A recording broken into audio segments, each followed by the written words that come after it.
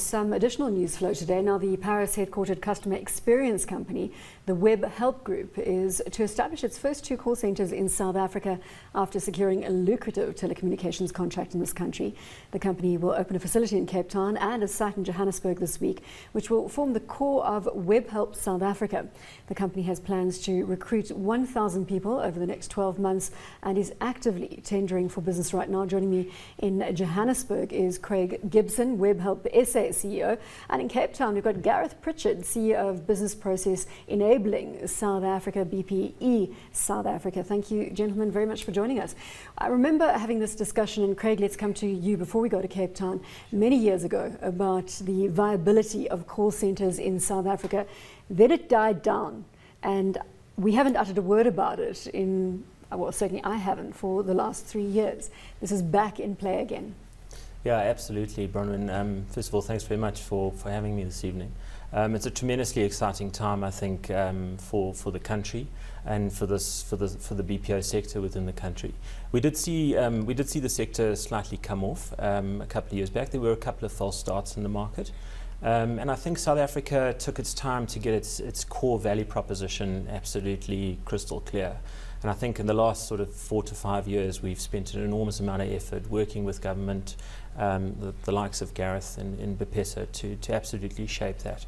And I think we've got today, we've got a significant ranking when we look at the analysts who monitor this sector of the industry, a significant ranking as a country in terms of its positioning, which is boding very well for the attraction of foreign direct investment, which is one of the reasons why the Webhelp Group have decided to enter our shores. So Gareth, is this another false start, or are we into a new dawn? No, definitely not. We've got too many good brands, global brands that are now in South Africa, and it's only the beginning. We're in a great space, and with companies like Webhelp, we're really going to be a job creation machine over the next 3, 4, 5, hopefully longer years. I mean, when you look at South Africa as a call center, I mean, obviously the time zone does help. You've got a good pool of English-speaking people to service the UK, to service the US. Telecommunications costs have come down. How big do you think the industry can actually grow? Gareth, this is still with you. It's a good question, and literally on a daily basis, I'm sharing that sort of discussion with all the key players, and Craig is definitely up there in the top 5 representing the industry. And you can definitely, if you look at last year, it was 3,000 jobs alone in the Western Cape, 1,000 in Durban, and there's no reason why we shouldn't continue that over the next 5 years. And even if we're being bullish, why not double it? Because the people are there, the resources are there, the demand is definitely there from predominantly the UK market, but more and more you're seeing also the Australian market looking at us. We're having a conference this November in about 4 weeks' time, and we're inviting 25 delegates. And the conference was sold out within 48 hours because South Africa is definitely on the BPO, on the outsourcing, offshoring radar of most major companies now. Craig, the initial conversations were perhaps stalled by India coming to the fore and just playing the game much, much better than anybody could in South Africa. What has changed that we can now compete with India? So I think, as I said before, I think a couple of things. We crystallised the value proposition. We got the industry well organised around that to go and create demand for the services. We were able to measure a very unique factor within this proposition that South Africa has to offer, which is the quality of the voice that is spoken here. And that, for me, has probably been the most compelling thing. So we were able to quantify that with some fairly unique measures, and therefore justify the investment on that basis. I think as well, the grants that have been offered by the DTI to stimulate the foreign direct investment that we're seeing has been a significant opportunity that organisations have been able to capitalise on. So in terms of parity, we're not on an absolute commercial parity with India. They're still cheaper than us, but we're able to justify the delta in terms of the quality of the actual proposition that we bring to bear. This may be a little bit of a basic question, but the South African accent, I mean, you're servicing 10 countries, France, UK, Romania, Algeria and Madagascar. Algeria and Madagascar I can perhaps understand from an African perspective, but France, UK and Romania, and we've seen how the actors in the US imitate a South African accent? Nobody can get it right. Are they going to be able to follow a conversation? Absolutely. I mean, we've run very large-scaled operations. We're scaling one in Cape Town at the moment. That'll go to about 1,000 people by the first calendar quarter of next year. The accent is considered as neutral as you're going to get. In fact, some of our agents, when I listen to calls from a quality perspective, I actually can't understand some of the people that are actually trying to call in and get a query resolved. So some of the Northern English accents are actually so strong. But I think this game is about building empathy in terms of customer service and the ability with the South African culture. I think we've demonstrated that we can absolutely deliver on that promise. Gary? Yeah, speaking, to maybe throw a bit of cold water on it. I mean, speaking of obviously the South African culture. I mean, our labor law regime at the moment, is that not a concern? I mean, yes, obviously the value proposition is good to see that we're going out there competing against India. But I mean, can we compete? I mean, it's something that perhaps hasn't been explored there.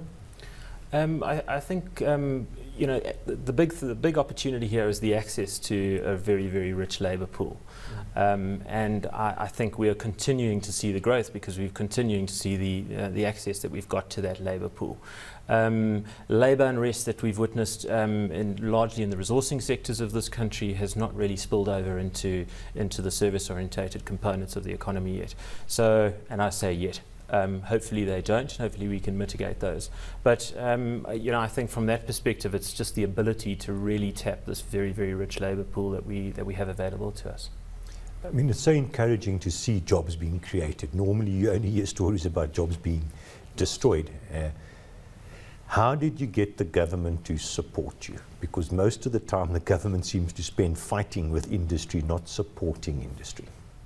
So I think, I think my colleague in Cape Town, Gareth, who leads the actual industry body, has really done a magnificent job of really rallying the government behind the opportunity that this really represents the country in terms of economic growth and economic stimulation. And I think certainly it was the Western Cape who woke up very early, and that's why we've seen the predominant investment go down to the Western Cape. They recognised that this is a fantastic vehicle to stimulate the economy, to create jobs for our youth, which is a massive problem that we're faced with every day in this country. And they put resources into it. They put leadership like Gareth into it, and they've seen the results of that. Gareth, perhaps we can get you to add your voice there in terms of liaising with government. Obviously, good uptake, as Craig has alluded to, in Cape Town, and you are obviously making inroads around the rest of the country, specifically Johannesburg. Yes, yeah, I've just returned from a visit this afternoon actually, and the Western Cape government definitely saw the opportunity very, very early. But also, as Craig has pointed out, the national support with the incentives is massive.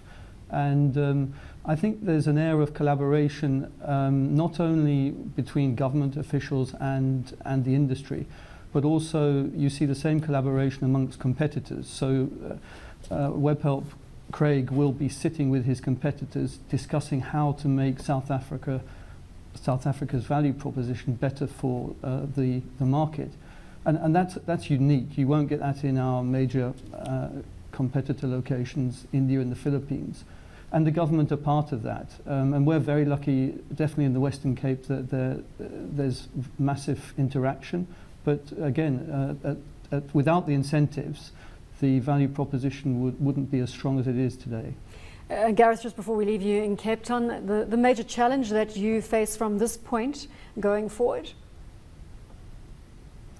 The major challenge will be to keep that momentum going from a collaboration point of view. Good people sitting around the table talking about continuing the incentives, for example, and obviously making sure that our skills environment keeps up with the demand that we're creating, so that the supply chain and the talent pipeline is there not only this year but in years to come.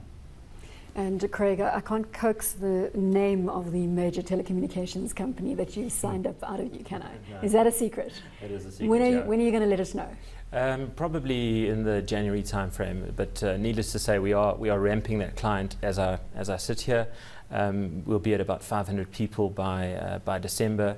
Yeah, very excited about the opportunity to work with this particular client. Well, we look